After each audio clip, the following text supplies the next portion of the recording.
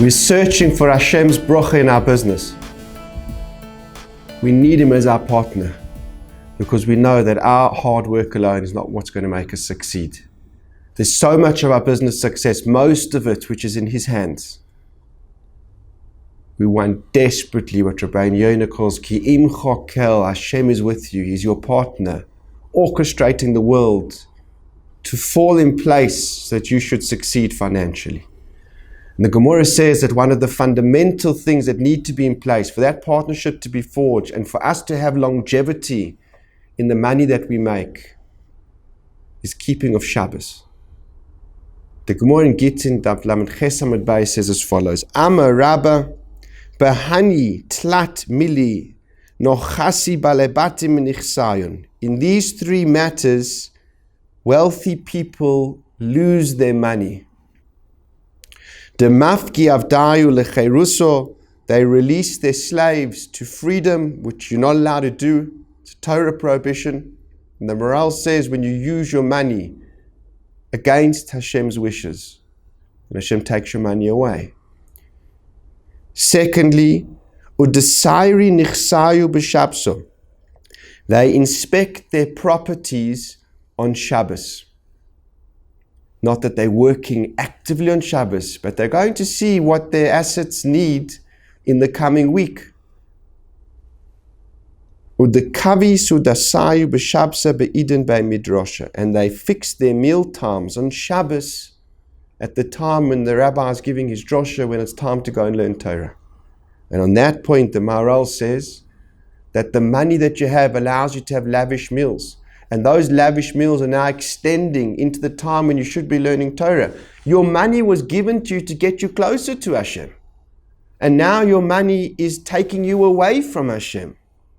So Hashem takes the money away because ultimately He wants a connection to you and the money is destroying that. I'd like to focus for today's share on the middle reason that Rabbi gives why a person loses their wealth. Because they inspected, surveyed their properties on Shabbos. The Maharal in the Siva Oisha says as follows: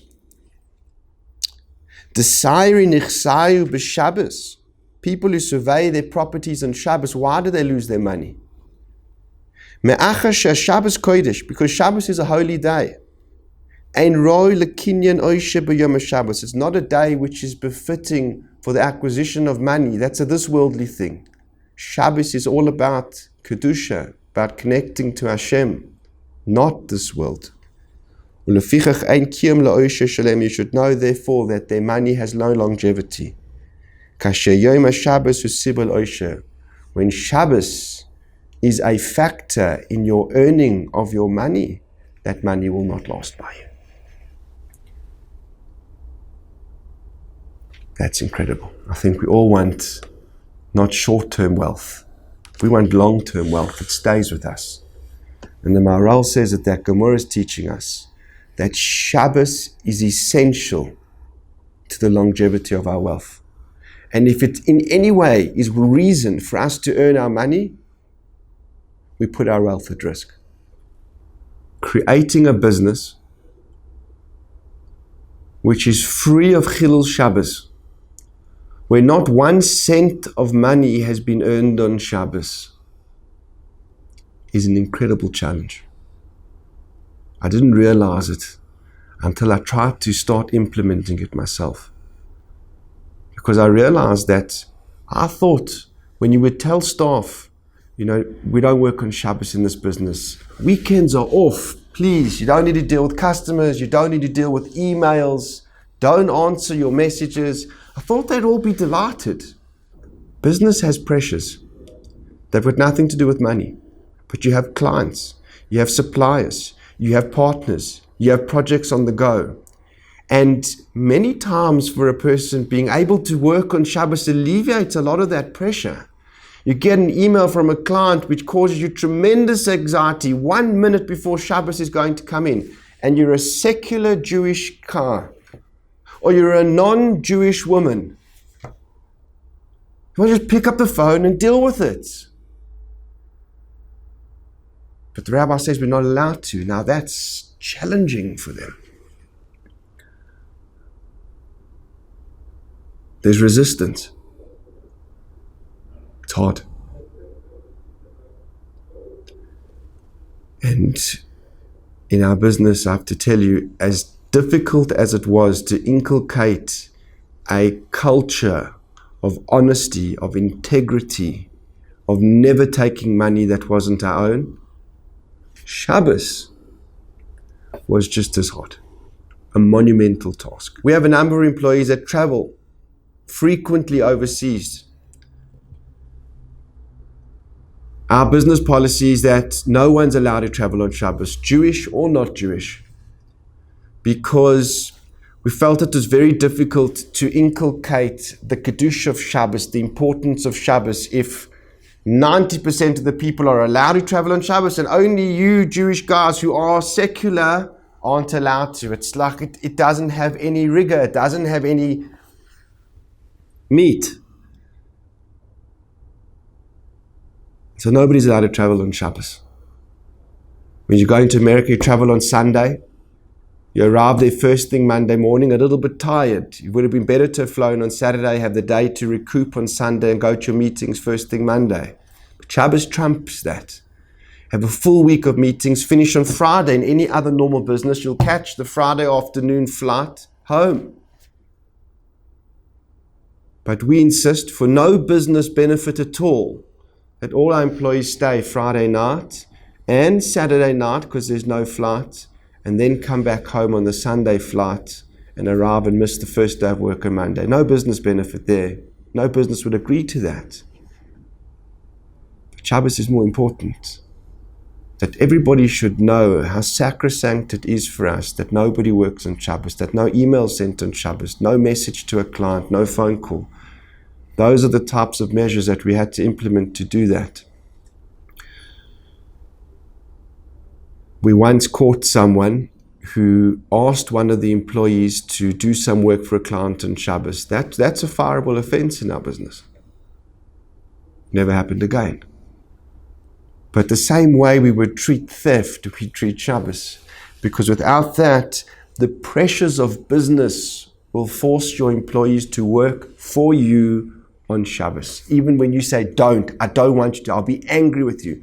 There's a massive weight on their shoulders to actually go ahead and do it. But by far the biggest challenge is not Shabbos, it's Yom Tov. This year Yom Tov falls Tuesday, Wednesday is Rosh Hashanah, which means Thursday is Yom Kippur. The next week, Tuesday, Wednesday, are the first 2 days of Sukkot. The next week, Tuesday, Wednesday, Simchas Torah, Shmini Atzeres. 7 days. 7 days in a regular month of September that no employee can do any work. When people come to us for an interview and we say to them, you get 20 days leave.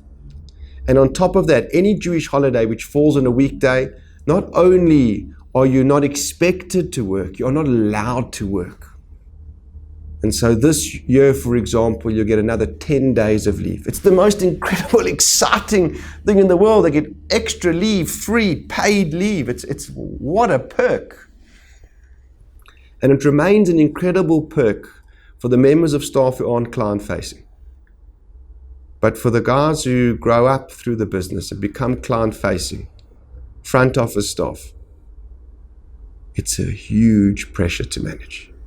We've worked out how to do it in the best way possible. We give our clients advanced warning 3 weeks before, telling them for the following 7 days during September we're going to be closed. And nobody does any work on those days, but it's huge pressure that weighs on their shoulders.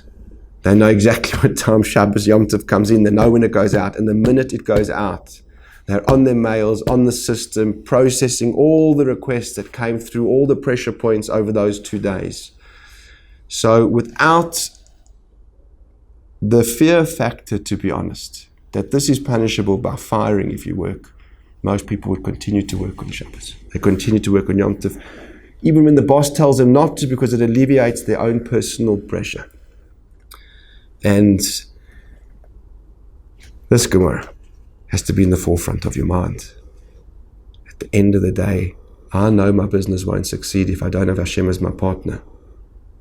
And for that, Shabbos has to be a central part of what we do here. Keeping Shabbos, keeping Yom Tov. And just to tell the staff, I don't want you to work on Shabbos, will never work.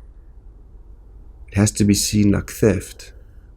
This is like the worst thing you could ever do here. Bear the brunt, carry the weight, hold the pressure, because not 1 cent of money in this business is going to be made on Shabbos and Yom Tov. There are halachic ways where a non-Jew could work for you on Shabbos. They don't work in your premises, for example. They work from home. They use their own computer. They have a profit share in the business. There are ways, perfectly sound halachic ways for them to do it. And there are staff on our team who meet those requirements. However, I found it impossible to use that sharp scalpel knife of halacha to differentiate some employees from others. It watered down Shabbos and Yom Tov in all of their eyes. Why should there be a difference for a non-Jewish person? As for a secular Jewish person, they can't understand. How come he can travel on the Friday night before his trip to America and I have to go Sunday morning, miss out on 2 free days in America? Why is that? I can't understand such a thing. It doesn't sit well, and it takes away the severity of Shabbos in their eyes. And so we made blanket rules, and I found that was the only way that I could instill this culture in the business. Everyone can't work on Shabbos. Nobody works on Yom Tov, no matter what your role, no matter what your task, how you connected to the business. It's a big challenge. In order to succeed in inculcating a culture of Shabbos in your business, this Gemara and Gittin has to be at the forefront of your mind. We all want sustainable wealth. We want a wealth which is earned in partnership with Hashem.